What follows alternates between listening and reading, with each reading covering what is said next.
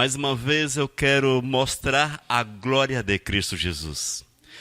Esta palavra é para manifestar o poder, o agir de Deus, o cuidado do Eterno para com aqueles que o amam, para com aqueles que recorrem a Ele no momento de dificuldades, nos momentos difíceis da vida. É uma palavra, irmãos, para nós pensarmos, analisarmos a nossa vida e vermos se não está na hora de sairmos do nosso lugar, de buscarmos a presença do Eterno, de corrermos para os braços do Senhor e falarmos para Cristo que queremos ver a sua glória e ver o seu mover na nossa existência. A nossa palavra tem como base a história do cego de Betsaida. Um homem, amados, que a palavra diz que era cego. Não sabemos se de nascença, se ficou cego, enfim, mas tinha uma dificuldade física difícil de ser resolvida naquela época. Na verdade, impossível. Não era possível o transplante.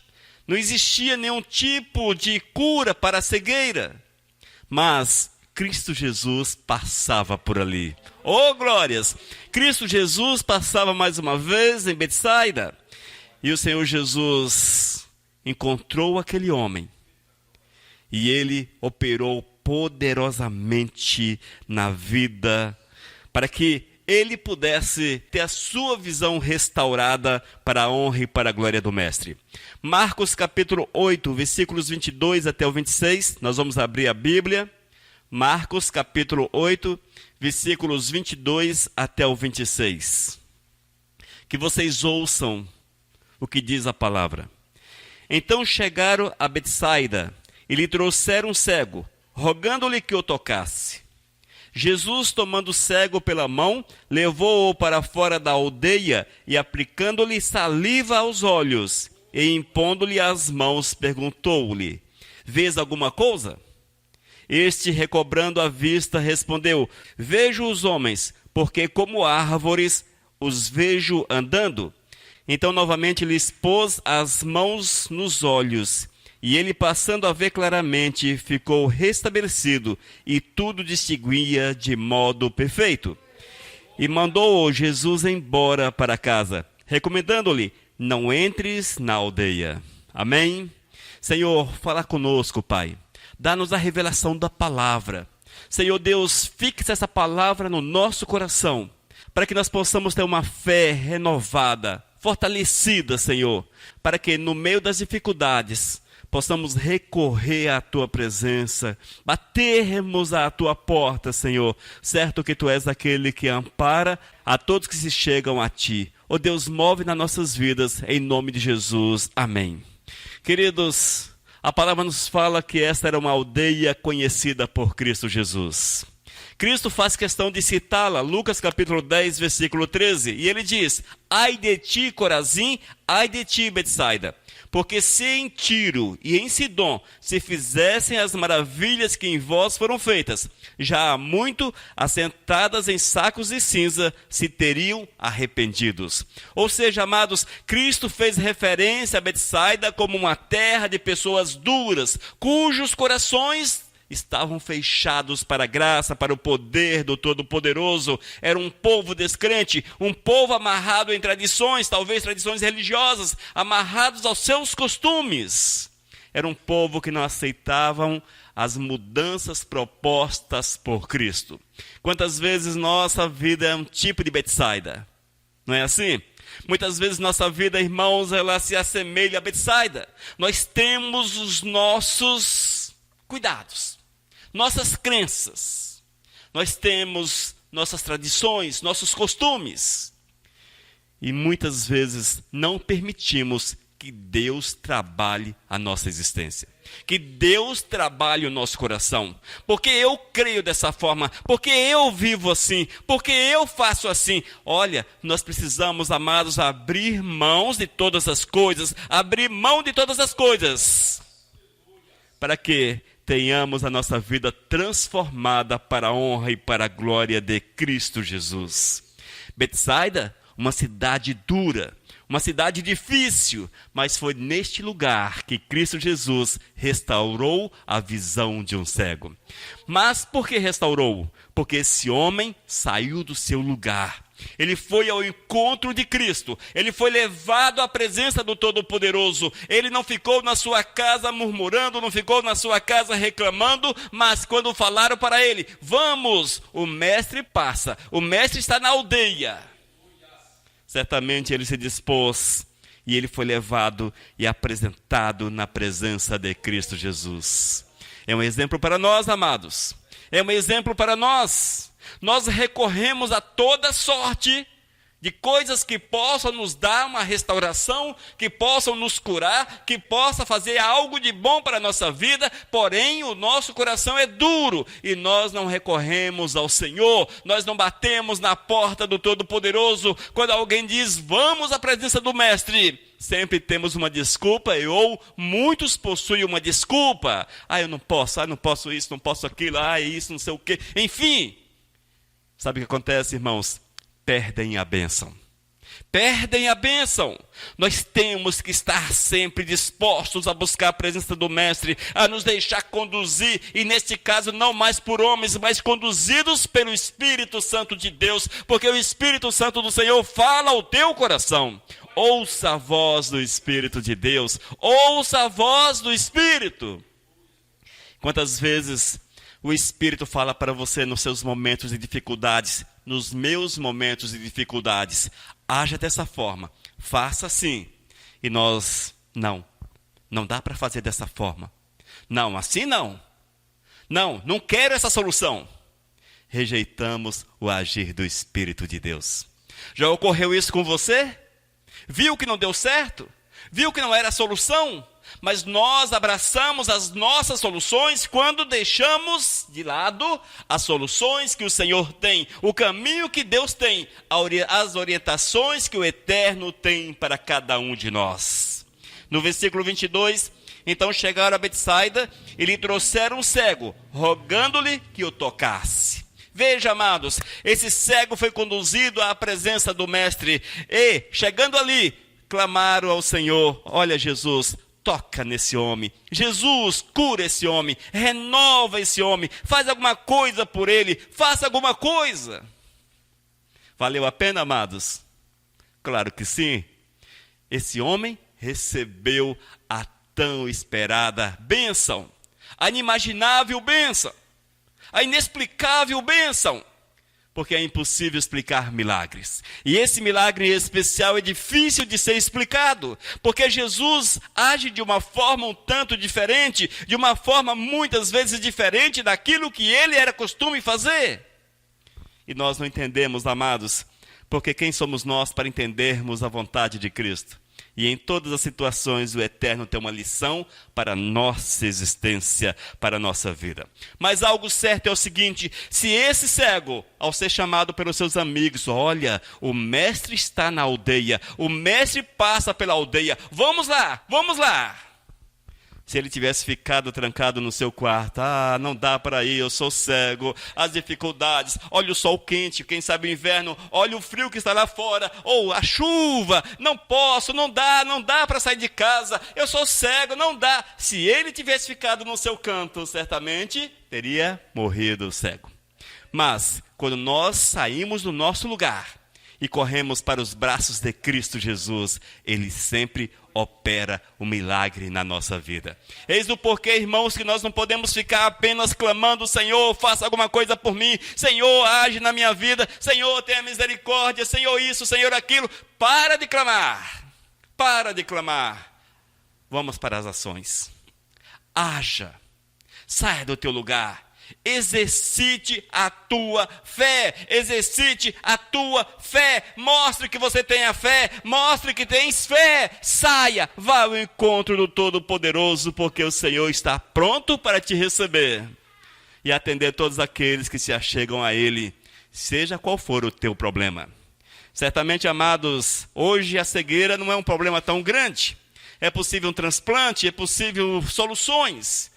Mas nos tempos de Cristo, 2000 anos atrás, talvez era um dos grandes males.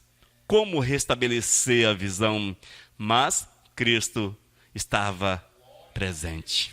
Jesus pode, Ele pode restaurar todas as coisas. E quando nós seguimos o texto, no versículo 23, ouça, veja que interessante. Jesus, tomando o cego pela mão, levou-o para fora da aldeia, saíram da cidade. Povo de coração duro, povo de coração resistente, e talvez estavam ali na incredulidade. Esse aí, fazer alguma coisa por esse cego? Claro que não vai fazer nada. Esse camarada, olha o jeito dele, olha como ele se veste. O que é que esse camarada tem de bom? Talvez apontavam para Cristo Jesus. Betsaida, terra de coração duro. Talvez apontavam para Cristo, claro, estamos no campo da conjectura. Talvez apontavam para Cristo e não conseguiam ver no Senhor a glória. Quantas vezes nós estamos à semelhança de Betsaida? Nós não conseguimos ver a glória de Cristo. Nossos males, nossos problemas são maiores do que Cristo Jesus. Não é assim, gente? Quantas vezes nós não conseguimos? O que Cristo fez? Saiu da aldeia, saiu da vila, ele foi para fora dos portões, ele foi para fora e ali Jesus agiu de uma forma bem inusitada.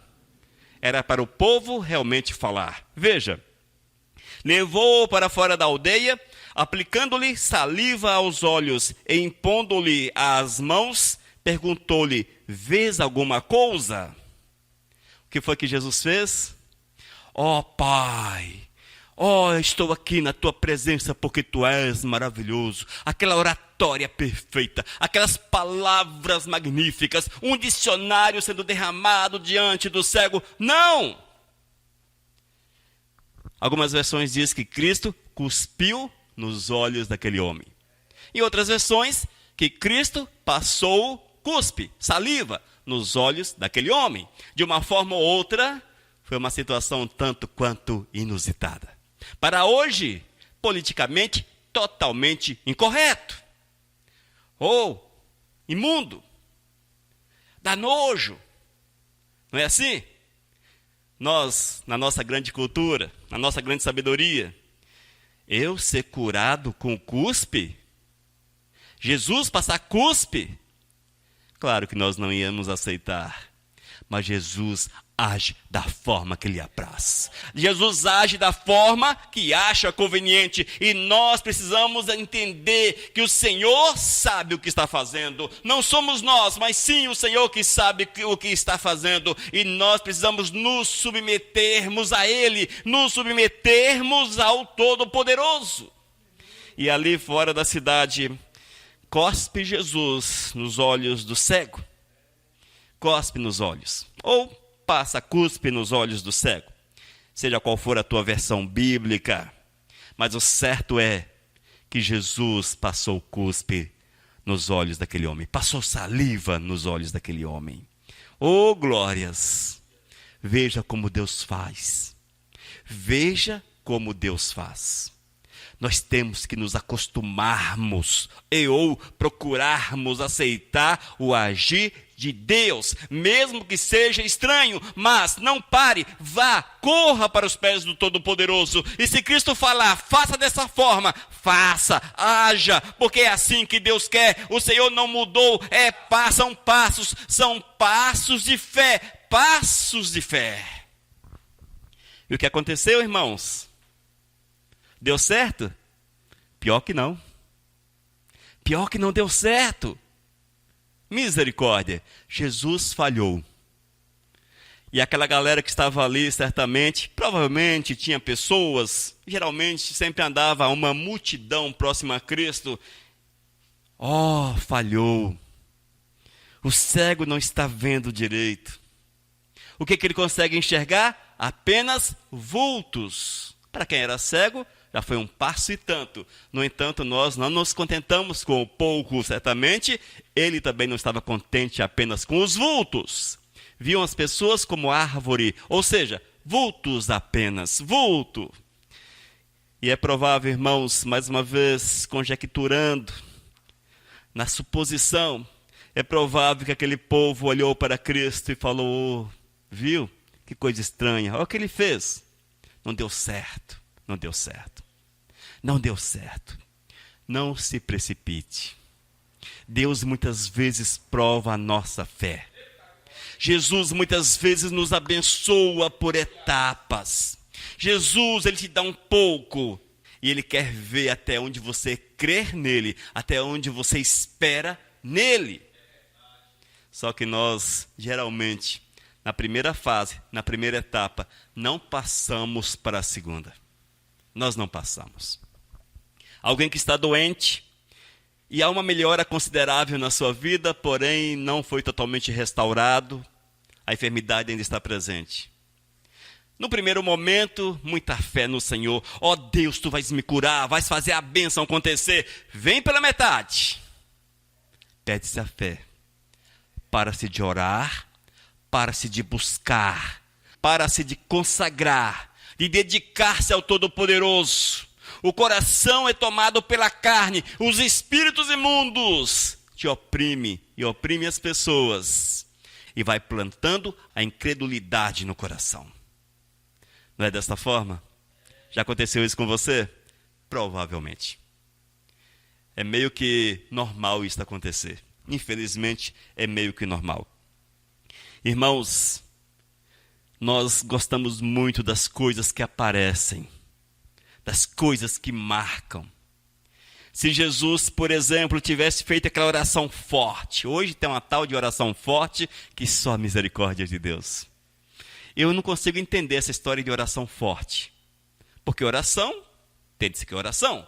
Forte, por que forte? Mas devemos ter uma oração de fé. Isso sim, a oração de fé. Mas vamos lá, muitos esperam uma oração forte. O apóstolo, o pastor, tem que agir assim, tem que agir daquele jeito, tem que fazer dessa forma, fazer daquela outra forma, porque caso contrário não tem a presença do Senhor, não tem o Espírito de Deus, não tem o agir do Eterno e o cuspe de Cristo. Amados, o Senhor age de muitas formas, creia nisso. Creia no agir do Senhor. Mesmo que pareça que não tenha unção. Quantas vezes Deus está agindo na tua vida e você olha assim, não tem unção, né? Não tem unção. Ou seja, você não ficou arrepiado, não aconteceu algo estranho. Você, enfim, está aí. No curso natural da vida, porém, as coisas estão acontecendo. Não é por acaso, irmãos. Essa história de por acaso não procede de Deus, mas do inimigo de nossas almas. É ele que nos faz entender que as coisas acontecem por acaso. Não existe. Na vida desse cego, não foi por acaso.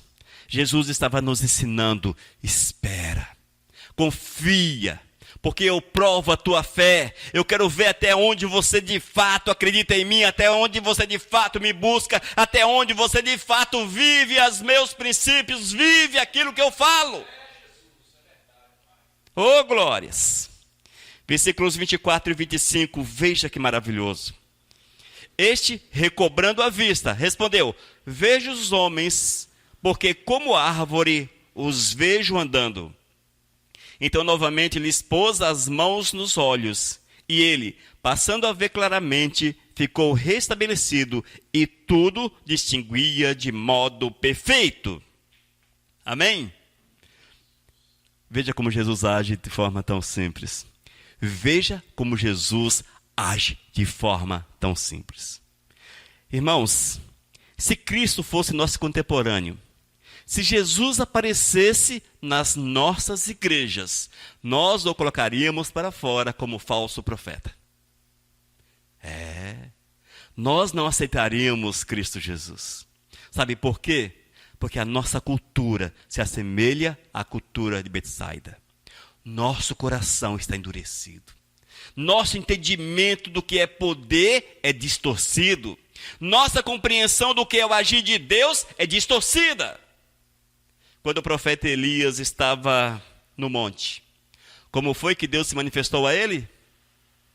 Um grande vendaval, um ciclone, assustador, destruidor, quase arrancando o cume do monte. Claro que não. Diz que o Senhor se apresentou numa leve brisa. Numa leve brisa. Leve brisa nas nossas igrejas é falta de fé. Leve brisa nas nossas igrejas é a ausência do Espírito Santo de Deus.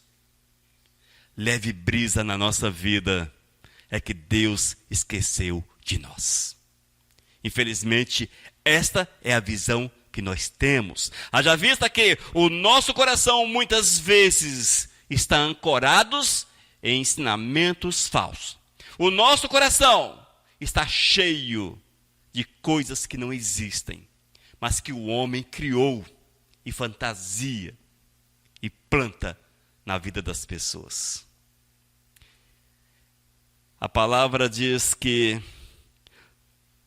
o Senhor veio de uma forma poderosa, grandiosa, mas poucos conseguiram reconhecê-lo como Senhor e Salvador.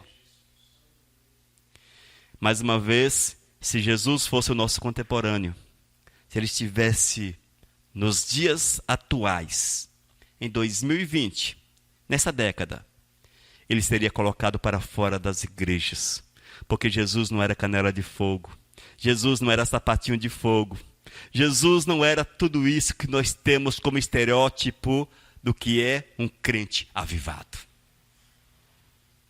Já notaram isso?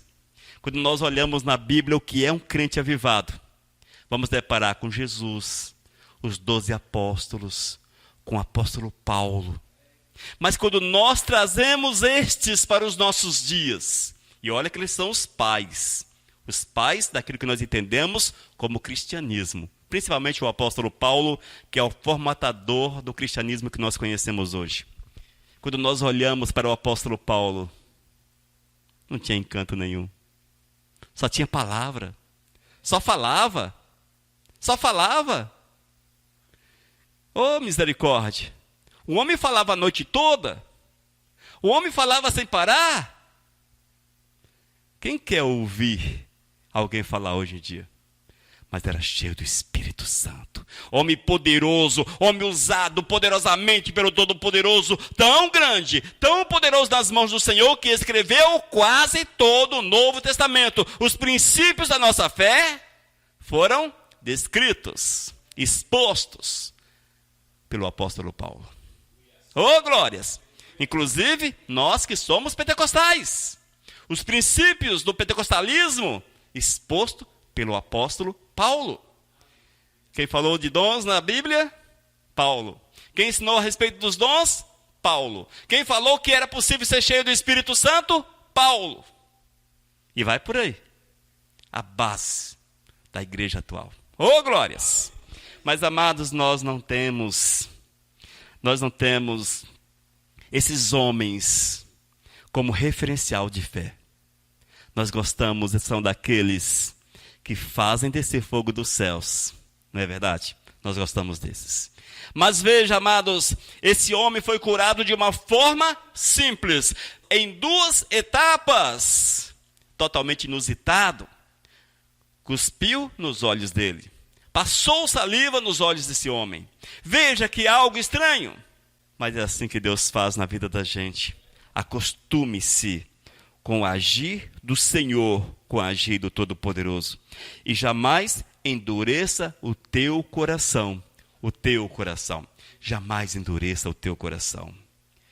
Queridos, nós temos que observar como Deus age, como Deus move, e corrermos para os braços do Pai, entregando-nos a Ele. E o princípio dessa entrega, com certeza, é o nosso agir, o nosso sair do lugar, o nosso partir ao encontro do Mestre. As nossas ações. É você que crê, é você que abre o coração, é você que submete-se aos princípios do eterno.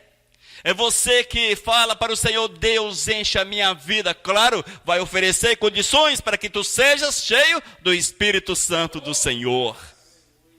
É você que abre a porta. E a partir do momento que você coloca-se à disposição, como vaso que devemos ser, o Eterno vem, move, enche, trabalha, como instrumento que tu és, te usa poderosamente. faz coisas acontecer através da tua vida, porque o milagre é para a tua existência e a promessa de poder para a tua vida. Creia nisso, amados. Ah, pastor, mas não dá certo comigo, não dá certo comigo, não dá certo. Mas por que não dá certo com você? Por que não dá certo? Em Deus não está o erro. Não é o Senhor que está errado. Está faltando persistência. Nós queremos que o certo de Deus, que o milagre do eterno, fossem para onde? O agir do eterno, a manifestação da glória do eterno, ontem. Nós não queremos viver um dia após o outro. Viva momentos após momentos. Se porventura, amados, aqui, nessa história de Cristo, olha quem estava ali, o Messias, o Todo-Poderoso, quem estava ali, ele, o enviado às nações. Se porventura aquele cego, Jesus, tu falhou, não quero saber mais de ti, eu sabia que tu eras um falso profeta, como disse todo mundo por aí, tu és um impostor, filho de Beelzebu, enfim. Se ele tivesse derramado tudo aquilo, que certamente já tinha ouvido a respeito de Cristo, até porque ele morava em Betsaida, e Betsaida tinha o coração fechado para o Senhor. Ai de ti, Corazim, ai de ti, Betsaida. Assim já havia falado o Senhor. Se ele, porventura, tivesse tomado como base o que a cultura daquele lugar apontava com relação a Cristo, ele teria fechado o seu coração e falado: olha, eu vou embora assim mesmo, porque já estou no lucro, já estou vendo os vultos, eu vou conseguir chegar em casa, porque eu já consigo ver os vultos. Mas ele esperou em Cristo. E o Senhor veio e passou mais uma vez as mãos nos olhos daquele homem. E diz a palavra que ele passou a enxergar de forma perfeita. É o milagre de Deus. Qual é a etapa do agir de Deus na tua vida? Qual é a etapa?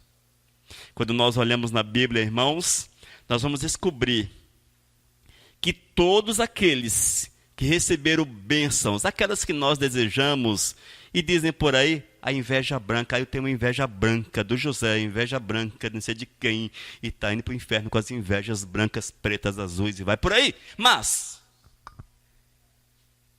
se você observar bem na palavra, vamos lá atrás, Abraão, quantas etapas na vida dele? E, interessante, morreu sem ver a maior promessa de Deus para a sua vida. Veja a história de Abraão. Ele não contemplou as maiores promessas. Vamos lá, José. José, misericórdia. José, o príncipe da prosperidade. O príncipe, ele venceu. Venceu depois da cova, depois da prisão, depois das dificuldades, depois de quase morrer. Vê como são as coisas? Mais à frente um pouco, vamos lá, profeta Elias. Aparece o profeta Elias. Vai lá, profeta, fala para Acabe, fala para Jezabel. Mas Senhor, logo esses? E vai, leva a mensagem. Vem a perseguição. Foi preciso esconder, passou fome, passou pelas dificuldades. Por fim, foi levado aos céus na carruagem. Mas veja a história. Vamos lá, Novo Testamento. Apóstolo Paulo. Este é o camarada. Apóstolo Paulo. Apóstolo Paulo, bênção. Ele foi preso, foi apedrejado, açoitado.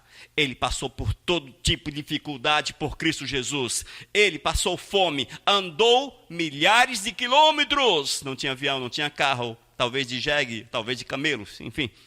Mas veja a dificuldade. Escreveu o Novo Testamento? Sim.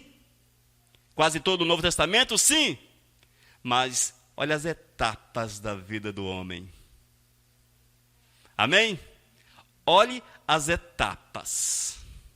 E nós precisamos entender que assim é o agir do Senhor. Está difícil hoje? Mas quem falou que seria fácil? Onde você encontrou na Bíblia, a não ser ensinado pelos falsos profetas, que essa vida é um mar de rosa, que você vai ficar rico aqui, que as coisas vão acontecer? Onde você encontrou isso na Bíblia? Cristo diz o seguinte: olha, neste mundo vocês serão perseguidos, difamados, passarão por dificuldades, mas persevere. Persevere. Esta é a caminhada de Cristo Jesus. É assim que nós vamos vencer. E se nós observarmos os ensinamentos do Eterno, amados, vamos sim alcançarmos o favor do Senhor, seremos abençoados por Ele, veremos a sua glória e certamente teremos paz, mesmo que todo mundo nos cerque, que todas as situações fiquem difíceis para nós, teremos paz, porque vamos entender que nada é melhor, maior, mais importante, que seja mais precioso do que Cristo Jesus na nossa vida. E isso que importa para nós. Amém? Mas quem era? Era Jesus. Quem foi que fracassou? Entre aspas, Jesus. Mas por que não deu certo na primeira vez?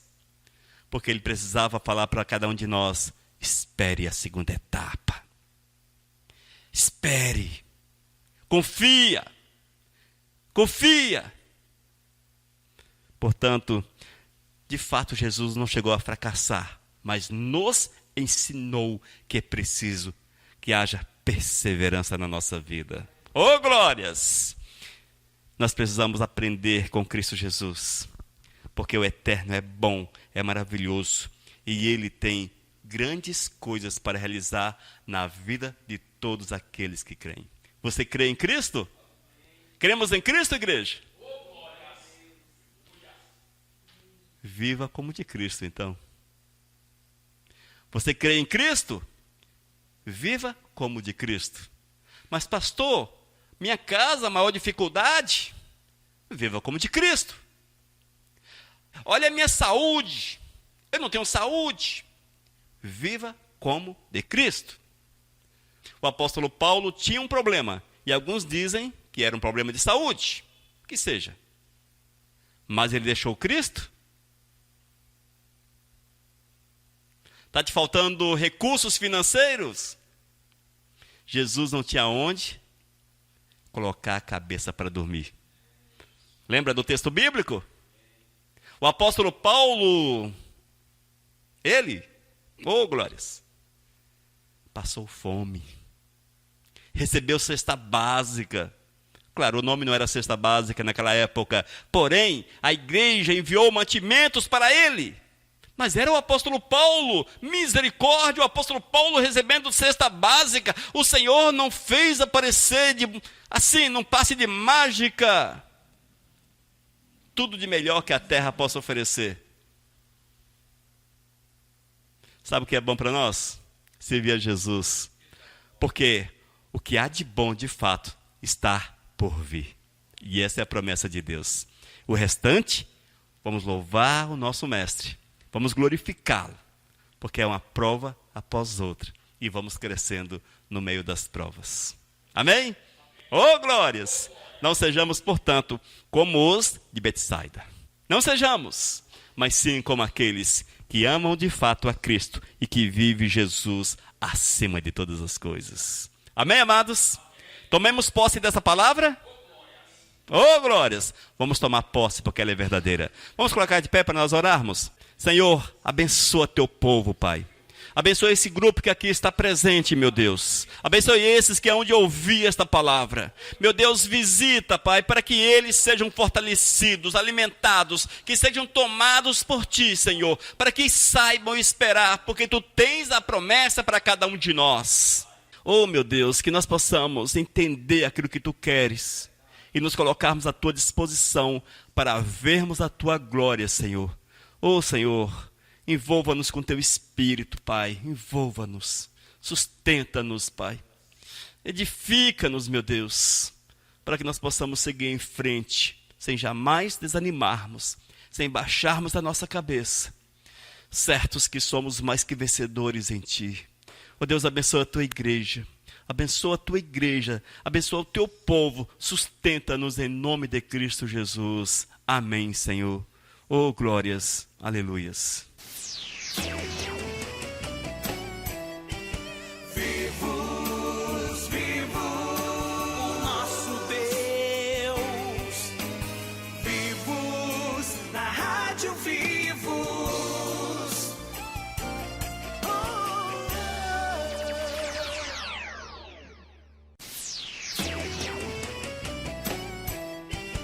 Vivos, vivo o nosso Deus. Mensagem 953.